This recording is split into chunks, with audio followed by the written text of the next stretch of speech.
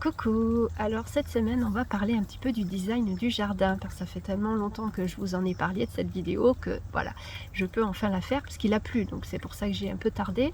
Alors on va voir ensemble comment et pourquoi j'ai aménagé ce jardin dans cette configuration, sachant que évidemment c'est pour notre propre jardin avec notre propre exposition dans notre propre climat. Peut-être que ça ne sera pas la même chose pour vous, hein, voilà, donc c'est juste une indication, c'est pour vous partager notre façon de faire, toujours pareil, hein, mais pas pour vous dire quoi faire chez vous, puisque voilà, on a des jardins différents avec des conditions différentes, mais au moins ça va pouvoir vous donner quelques idées pour votre propre jardin.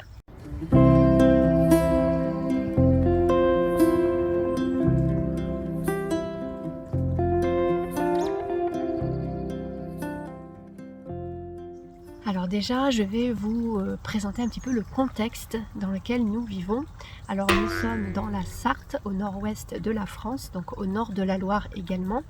Nous sommes situés dans un lotissement, donc on a un jardin qui, hors tout, fait 960 mètres carrés. Je pense qu'on peut enlever environ 160 mètres carrés de bâti, hein, entre les allées, les abris, la maison, le garage, etc. Donc on a environ 800 mètres carrés de cultivables. Et donc parmi ces 800 mètres carrés, on a décidé de faire 100 mètres carrés de potager, en tout cas pour le moment, et 120 mètres carrés de forêt comestible avec des fruitiers. Alors tous les fruitiers ne sont pas dans la forêt comestible, elles sont également un peu disséminées partout dans le potager, mais en tout on a environ 32 variétés de fruitiers différentes. Et donc on a gardé le reste pour ce qui est un petit peu d'ornement, pour des rocailles, pour voilà, on va voir ça ensemble en détail dans cette vidéo, mais voilà un petit peu le contexte. La première chose quand je suis arrivée sur ce terrain, c'était d'observer un petit peu d'où venait le soleil, donc les orientations du jardin. Évidemment, la première chose que j'ai faite, c'est de repérer le sud, et j'ai tout de suite fait mon potager dès la première année pour avoir des légumes tout de suite. Voilà, et puis aussi pour tester un petit peu le sol. Donc j'ai fait un premier potager sur la surface existante au niveau des serres, et j'ai observé un petit peu comment se comportait la terre, comment se comportait le soleil, d'où il allait, comment il faisait, le vent, la chaleur, enfin tout ce qui pourrait permettre d'être calculé pour avoir un potager vraiment optimum. Quand nous sommes arrivés sur ce terrain en 2005, il n'y avait quasiment pas de vent, mais avec le changement climatique, on a commencé à avoir beaucoup de vent. Dans ces 10 dernières années, le vent est devenu beaucoup plus important, et je suis assez fière et assez contente de voir, on va dire, anticiper ce genre de choses, sachant que je viens du Vaucluse, et que nous, dans le Vaucluse, c'est Mistral et Tramontane. Donc du coup, j'ai eu le réflexe de protéger mon jardin malgré tout du vent. Alors comment protéger son jardin du vent, du froid? Eh bien nous on a 3 systèmes, même 4 systèmes, si je réfléchis bien on en a 4, et je vais vous montrer justement les 4 systèmes que nous avons mis en place pour protéger notre potager du vent et du froid. Allez, on y va. Alors la première solution, c'est la forêt comestible avec une haie. Donc là ici on a une haie tout le long, donc côté est, côté nord, nord-est. Voilà, on a une haie de Troène, donc je vous montrerai plus tard pourquoi et comment, enfin pourquoi on a choisi cette variété. Et aussi on a mis notre forêt comestible, donc avec tous les fruitiers en plot, pareil côté nord, nord-est, pour protéger la maison du froid et des vents. Donc voilà, ça fait un premier barrage, et puis en plus c'est un côté où qu'on n'utilise pas énormément puisque c'est le côté route, donc c'est pas forcément super agréable. Et du coup, on l'a rendu agréable grâce à la construction de cette forêt comestible avec ses fruitiers et ses plots. Pourquoi des plots? Tout simplement parce que c'est plus facile d'entretien, hein, je vous l'avais déjà expliqué, on peut passer la tondeuse un peu partout, sauf au fond, puisque c'est un endroit autour de l'hôtel à insectes que vous voyez au fond qui est sauvage, mais tout le reste on peut marcher sans se mouiller les pieds par exemple à cause de la rosée du matin, parce qu'on tond et on arrive à tondre. Par contre on ne touche pas au pied des arbres, puisque c'est là où il va y avoir des plantes qui sont faites pour favoriser la pousse des fruitiers, mais également pour abriter les auxiliaires, tous les animaux, pour la biodiversité. On n'y touche pas et on n'intervient absolument pas, ça se fait tout seul. Et en plus c'est très agréable de la fenêtre du salon qui donne justement là-dessus, parce qu'il y a de jolies couleurs, on peut le voir aujourd'hui avec les floraisons, mais aussi avec les feuilles qui commencent justement à prendre leur couleur d'automne. La deuxième astuce pour nous, c'est le bois, le stockage du bois qui fait office également de haie, quelque part, brise-vue et puis protection contre les vents du nord, parce que là on est côté nord. Et du coup ça fait son office, hein, puisque on a tout notre bois pour l'hiver, et en même temps, eh bien, ça protège le mur de la maison qui est derrière moi. Donc ça fait double effet, et en plus ça nous protège du vis-à-vis du voisin. Donc voilà, ça c'est une autre méthode pour faire office de haie, barrière, ce que vous voulez. Et donc je vais prolonger ici pour vous montrer justement cette fameuse haie de Troène que vous avez pu apercevoir dans la forêt comestible. Alors pourquoi le Troène? Le Troène c'est quelque chose qui est persistant, hein, c'est une plante persistante, semi-persistante même, parce qu'elle peut perdre quelques feuilles quand il fait très froid, mais elle reste quand même très touffue, comme vous pouvez le voir ici. Elle est très résistante à la sécheresse, puisque quand on n'a pas du tout arrosé, et elle est restée verte même cet été, même si la pousse est ralentie, elle reste verte. Et elle pousse aussi très rapidement, ce qui fait qu'on a un beau écran de verdure très rapide. Donc voilà, et puis c'est aussi pour avoir aussi du broyade pour notre potager, parce qu'effectivement comme elle pousse très vite, on doit la tailler. Donc là elle n'est pas encore taillée, on va le faire. Et c'est super, parce qu'on peut récupérer le broyat pour mettre dans notre potager. Donc c'est vraiment une chouette essence pour faire des haies. Alors c'est vrai que c'est un peu monotone parce que c'est ouvert, mais les oiseaux aiment bien s'y cacher, faire de leur nid, etc. Et je trouve ça vraiment super d'avoir au moins une haie persistante, voilà, chez soi. Et je vais en profiter pendant que je suis là pour vous montrer la troisième astuce, qui est un peu plus... Alors c'est facile d'entretien, hein, on est d'accord, c'est le bambou. Par contre il faut être très vigilant à la plantation, puisque c'est des bambous traçants. Et donc nous on les a enfermés dans une jardinière en béton, jardinière avec des parpaings, comme vous voyez là, donc des deux côtés, pour éviter justement que ça prenne trop d'ampleur. Et du coup c'est aussi une chouette haie, parce que voilà, on est côté ouest, hein, donc on a protégé des vents de l'ouest parce que c'est assez fort et vraiment pas très agréable.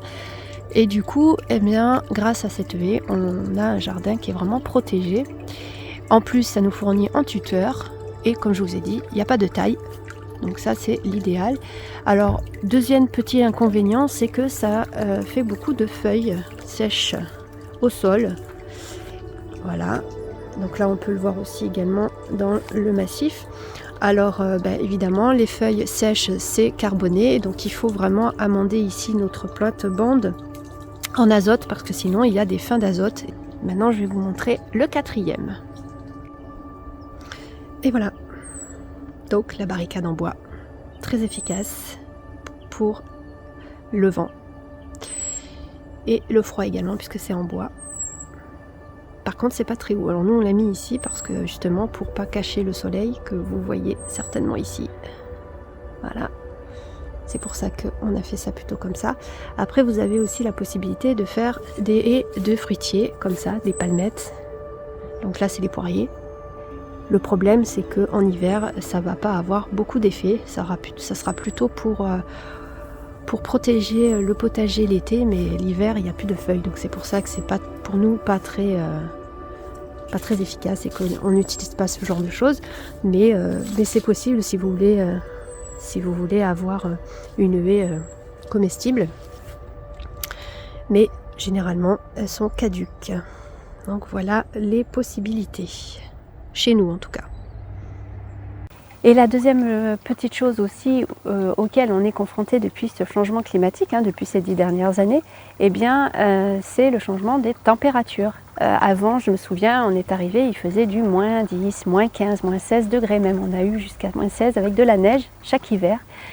Aujourd'hui, c'est plus le cas. Aujourd'hui, je pense que le grand max qu'on ait eu, c'est moins 8. et on n'a quasiment pas eu de neige, voire l'année dernière on n'en a pas eu du tout. Donc voilà, ça change et les températures augmentent. L'été exactement pareil. Nous avons eu en 2005, 2000, voilà, les premières années, on a eu des étés assez doux avec des périodes un peu chaudes, mais ça restait temporaire et exceptionnel. Et puis, ces dernières années, on a eu, comme cet été, où ça a été une catastrophe, où on a eu de la sécheresse en plus, et des chaleurs vraiment du jamais vu, hein, sur une période très longue et surtout très tôt. Et on est aujourd'hui au mois d'octobre, hein, mi-octobre, et on est encore avec des températures relativement douces, même très très chaudes pour la saison, puisque nous avons atteint les plus de 20 degrés à l'ombre. Et le matin, on est autour des 16-17 degrés, et c'est du jamais vu au mois d'octobre. Donc on doit aussi penser à ça et aménager le potager et le jardin dans ces conditions. Alors ici, on est sur le haut de la terrasse. Voilà, vous voyez la terrasse ici. Donc ça, c'est le côté plutôt nord-nord-ouest. Et donc, j'ai décidé de mettre des arbres, un mélange d'arbres. Donc celui-là, c'est le if, il est persistant. Donc lui, il reste constamment vert, comme ça, nickel. Et après, j'ai on va dire un étalage de différentes hauteurs d'arbres. Donc j'ai un ginkgo, j'ai un forsythia et j'ai un liquide ambar. Et ça, c'est une protection justement pour le soleil, notamment l'été, parce que le soleil couchant, il est quand même encore assez fort l'été, et quand on veut manger dehors, du coup, ça nous rentre dans les yeux, c'est pas très agréable. C'est pour ça que je les ai mis là. Mais j'ai mis des caducs en priorité, parce que justement l'hiver, on bénéficie de la luminosité quand il n'y a plus les feuilles. Alors pourquoi j'ai laissé celui-là ici ? Parce que ça amène de la biodiversité, puisqu'il y a beaucoup d'animaux qui viennent faire leur nid ici, et en plus les chats aiment s'y mettre dessous pour se protéger de la pluie l'hiver et du froid. Donc c'est un refuge pour les animaux. C'est pour ça que j'ai laissé un petit sapin, enfin un petit if, un petit conifère persistant. Ensuite, au fond, on a ici l'érable du Japon. Alors lui, je l'ai mis simplement, il y a une partie, c'est pour faire de l'ombre l'été pour mon massif ici, mais c'est principalement pour les couleurs. Il a des couleurs magnifiques avec le contraste qu'il a avec le bambou et le troène de l'autre côté, c'est magnifique. Voilà, c'est pour ça. Puis c'est pour cacher un petit peu, faire la jonction entre les deux et pour arrondir l'angle, parce que on va dire en feng shui, on n'aime pas trop les angles droits, et donc du coup lui il va casser un peu cet angle droit, et c'est pour se faire circuler encore mieux l'énergie. Voilà pourquoi j'ai fait ça comme ça. Et puis bon, vous avez vu les arbres ici fruitiers qui vont monter un petit peu, ça c'est aussi pour faire de l'ombre l'été, donc l'hiver ils vont perdre leurs feuilles, puis en plus ça nous fournit en fruits. Ici on a un magnolia, c'est pareil, c'est exactement pour les mêmes raisons. Pour faire de l'ombre au niveau ici des massifs, lui aussi il va perdre ses feuilles l'hiver, et ça va donner vraiment une énergie différente grâce à ses couleurs, grâce à la luminosité qu'il va amener. Ensuite ici on a un sophora qui est un peu plus bas, mais lui aussi fait office d'ombrage pour notre coin ici, plus ce qu'il y a au pied. Et puis on a nos arbres fruitiers ici. Alors là on a le cognacier, ici on a un pêcher, et ça va faire de l'ombre l'été pour nos cultures qui sont plutôt en bas, culture potagère. Et on a également ici un sol pleureur qui lui va nous permettre d'avoir de l'ombre sur notre terrasse ici, et notamment là dans le coin où on a, comme je vous ai déjà dit dans une vidéo, le coin spa, là où on a fait la rocaille d'ornement. Et en même temps, ça fait de l'ombrage pour cette partie-là du potager. Voilà. On a derrière ici un châtaignier. Voilà, donc lui pareil, il fait de l'ombre pour tout ce qu'il y a derrière. Hein. Et puis il va perdre tout ça, ça va perdre leurs feuilles pour bénéficier un maximum de luminosité. Donc là, on a l'abricotier, le pêcher, puis la haie ici pommier et poirier. Voilà, tout ça, ça fait de l'ombre l'été. Voilà, pour nos cultures potagères qui se situent plein sud. Donc c'est important l'été d'avoir de l'ombre, voilà, pour éviter de faire des structures. Et puis l'hiver, les feuilles ne sont plus là, donc Ça permet d'avoir un potager d'hiver également.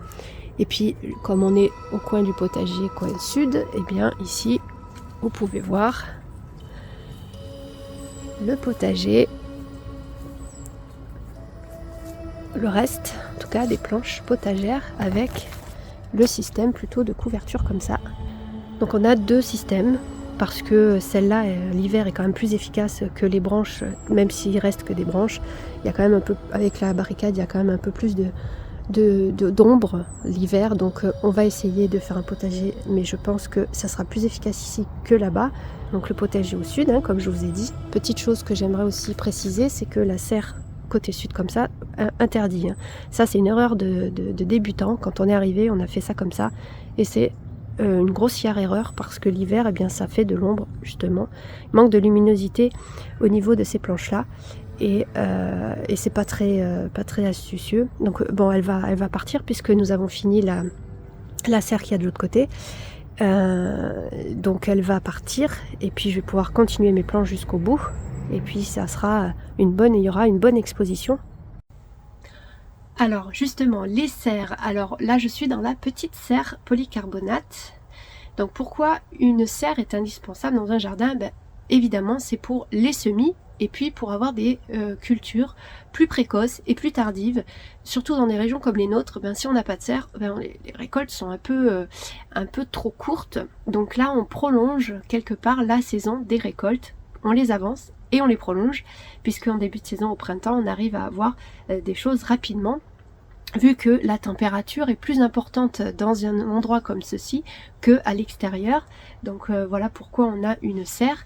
Alors volontairement, évidemment, je suis dans la petite serre, hein, je vous montre toujours pas la grande qu'on a faite nous-mêmes parce que voilà, ça va être l'objet de la prochaine vidéo. Mais justement, la prochaine serre, ça va être l'occasion de vous montrer qu'une serre ne peut pas forcément servir qu'à cultiver.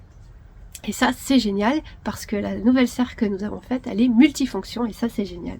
Donc voilà pourquoi on va enlever la serre qui est au sud du jardin potager parce que, évidemment, hein, pour les raisons que je vous ai dites, et puis elle ne servira plus à rien parce que dans les périodes aujourd'hui où on a des hausses des températures avec le changement climatique, la culture sous serre va être moins importante chez nous en tout cas.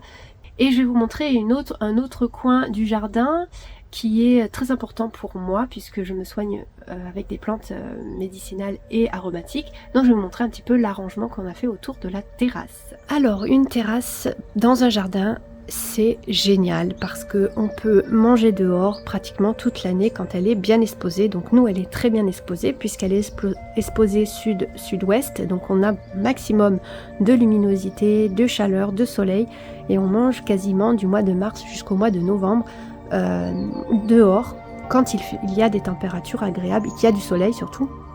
Donc voilà, c'est très important de bien l'aménager pour être agréable. Donc nous, on a beaucoup de fruitiers en pot. Donc on a là-bas un figuier, on a un grenadier. Là, c'est juste un palmier pour le côté persistant. Toujours pareil, pour mélanger un petit peu les effets. Ici, pareil, grenadier, pêcher. Et puis, comme le terrain est en pente, eh bien, on a dû faire des terrasses. Et ça, c'est pas mal aussi parce que ça garde aussi la chaleur l'hiver. Bon, ça garde aussi la chaleur l'été, hein, je vous cache pas, c'est pour ça qu'on a fait un petit coin là-bas pour l'été, parce qu'ici on ne tient pas l'été, mais l'hiver c'est très agréable. Et en plus, eh bien, on a la possibilité de cultiver des petites choses proches de la cuisine, comme par exemple des salades, des radis, etc. Donc là on a de la mâche. Ici pour l'instant il n'y a rien puisque je suis en train de nettoyer les cultures d'été. Donc je vais passer aux cultures plutôt automnales avec des choux, avec des salades d'hiver, avec des radis, etc. Bref, des petites choses sous tunnel. J'ai des petits tunnels plastiques que je vais mettre. Mais là on a encore des bourraches, donc je vais les laisser. Puis un plant de tomate qui est encore valide, puisque c'est le dernier plant de tomates que nous avons dehors, en espérant que ça mûrisse. Bref, donc c'est un coin qui est très agréable pour ça. Et puis de l'autre côté, où la fenêtre de la cuisine donne en permanence, eh bien j'ai plutôt axé sur l'aromatique. Alors pourquoi l'aromatique? Tout simplement parce que c'est un coin, comme je vous ai dit, proche de la cuisine, où la fenêtre donne, et en plus c'est un coin très ensoleillé, pratiquement toute l'année. Donc pour les aromatiques c'est génial puisqu'elles demandent de la chaleur et du soleil, et donc c'est mon coin, on va dire, de plantes médicinales et aromatiques pour soigner. Et donc là en ce moment je suis en train justement de nettoyer, donc j'ai commencé cette partie là, donc je suis en train de tout nettoyer, désherber, puis je ramasse les herbes, les dernières herbes aromatiques pour pouvoir les faire sécher pour l'hiver. Et puis voilà, donc c'est très agréable, c'est changeant puisque j'ai mélangé aussi des plantes vivaces, couvre-sol en bas. Et puis en haut, vous le savez, j'ai aménagé récemment pour avoir du potager, pour agrandir un petit peu la zone potagère. Alors maintenant, on va passer aux choses un peu moins belles. C'est les stockages. Alors ici, c'est des composteurs qui sont au fond du jardin, évidemment, parce qu'il y a quand même des odeurs, il y a quand même des mouches, des choses comme ça qui peuvent arriver. Donc il vaut mieux le mettre au fond du jardin. Donc on les a mises ici. Et en plus, c'est beaucoup plus ombragé qu'au niveau du potager. Donc voilà, on a aussi ici des réserves d'eau. Ici, c'est pour mettre notre compost bien décomposé pour faire du terreau ou pour notre réserve de terreau en vrac qu'on achète régulièrement. On a notre espace de stockage au niveau des brouettes, mais aussi au niveau du broyat. Donc ça, c'est en instance d'être broyé. Voilà. Et puis, je vais vous montrer le derrière de notre terrain, puisqu'ici, ça ne nous appartient plus. Voilà, vous voyez, derrière, il y a la SNCF. Donc, on est derrière les bambous. Et on a quand même investi ce côté-là, même si c'est pas à nous, on a demandé la permission. Donc, on n'a pas le droit de construire, évidemment, mais par contre, on a le droit de les utiliser et d'entretenir. Donc, on en a fait des zones de stockage et un peu de culture. Donc, ici, on a un compost de plein air. Ici, on a une zone de stockage, donc il y a le bois, il y a les pierres, il y a enfin tout ce qu'on a besoin, qu'on peut avoir besoin, des tuteurs, etc. pour le jardin. Et puis ici, on a fait, comme vous l'avez vu, des zones un petit peu de culture, puisqu'on a besoin d'agrandir pour être autonome. Donc tous les coins sont exploités. Et puis là-bas, c'est le bois, notre bois de cheminée qu'on fait. Donc là, c'est ce qui va être... Alors ça, c'est le bois de cheminée, on a déjà tout nettoyé et tout rangé. Et ça, c'est le bois plutôt pour le brasero. Donc il y en a partout dessous ici qu'il faut qu'on coupe en petits morceaux et qu'on range. Et ici, c'est vrai qu'il fait très très chaud. C'est pour ça qu'on n'a pas fait beaucoup de zones de culture. Parce que on est plein ouest et il fait vraiment très très chaud. Donc l'hiver, c'est génial parce qu'on peut cultiver quand même, mais l'été c'est un peu compliqué parce qu'il faut beaucoup arroser. Donc généralement ça va être plutôt des céréales, des choses qui n'auront pas besoin de beaucoup d'arrosage, qui ne craignent pas la sécheresse. Alors au fond du jardin, justement, au pied des bambous, nous avons notre jardin d'ornement, détente, méditation, jardin zen quoi. Voilà. Où on a des plantes de terre de bruyère, qui demande donc de la mi-ombre ou de l'ombre, avec des cameliers de verre très doux pour se ressourcer, se détendre. Voilà, c'est magnifique et on arrive à profiter de cet espace en toute saison. Mais l'été, c'est vraiment très agréable. En plus, on aime bien l'énergie des 4 éléments. Donc on a rajouté les 2 éléments qui nous manquaient. Le premier, c'est l'eau, très important, parce que revivifiant. Voilà, ça donne vraiment l'énergie de l'eau qui coule. Voilà, ça transmet quelque chose à tout le jardin. Voilà, et donc ça amène aussi de la biodiversité puisqu'on a une grenouille qui vit depuis quelques années. Puis on a rajouté des poissons. Donc il y a beaucoup de vie. On a aussi des punaises d'eau. Bref, il y a beaucoup de vie dans ce petit bassin. Et puis on a rajouté aussi l'élément feu avec le brasero. Donc là, on n'a pas encore fait la couverture, on a mis une vieille plaque de polycarbonate, mais il va y avoir un truc de plus joli, évidemment. Pour l'instant, on n'a pas eu le temps de le faire avec la serre. C'est un espace de détente, c'est important pour nous d'avoir cet espace-là. Parce que dans un jardin, on ne fait pas que travailler, on profite. Et puis la dernière zone importante pour nous, c'est cette zone libre. Il n'y a rien, absolument rien, que de l'herbe. C'est très important parce que c'est là où on se détend par le sport. Alors on peut faire de la marche méditative avec des pas très lents, on peut faire du tai chi, on peut faire des séances de badminton, bref, on fait plein de choses ici. Et c'est pour ça qu'on a une grande bande d'herbes. Les gens sont plus sur le potager, plus sur ce qu'apporte le potager en production, en kilos de légumes, etc. Alors que nous, on est plus sur qu'est-ce que le jardin peut nous apporter intérieurement et extérieurement, les deux. Donc c'est très important. Donc voilà pourquoi on a cet espace et pourquoi c'est important et que j'en parle.